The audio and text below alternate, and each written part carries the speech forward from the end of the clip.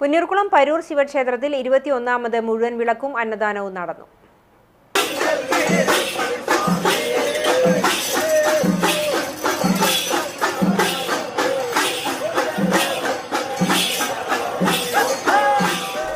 വൃശ്ചികം 3 തിങ്കളാഴ്ചയായിരുന്നു ക്ഷേത്രത്തിൽ വിവിധ പരിപാടികളോടുകൂടി ദേശവിളക്ക് ആഘോഷം നടത്തിയത്.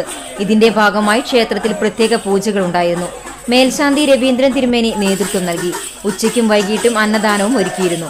രഞ്ജിത്ത് ഗുരുവായൂർ പാചകത്തിന് നേതൃത്വം നൽകി.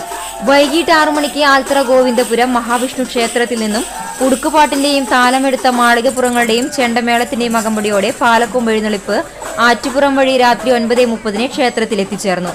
കല്ലൂർ ബാലകൃഷ്ണനും സംഘവും ചെണ്ടമേളത്തിന് നേതൃത്വം നൽകി.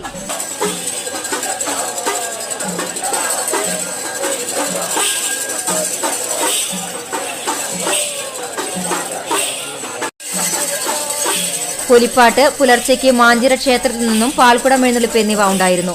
മരത്തങ്കോട് മഠാധിപതി ജ്യോതി പ്രകാശും സംഘവും വിളക്കുപാട്ടിക്ക് നേതൃത്വം നൽകി.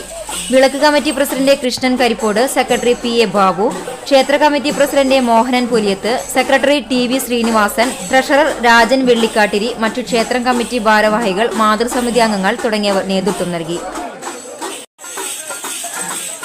CCTV news, Punnoorkulam.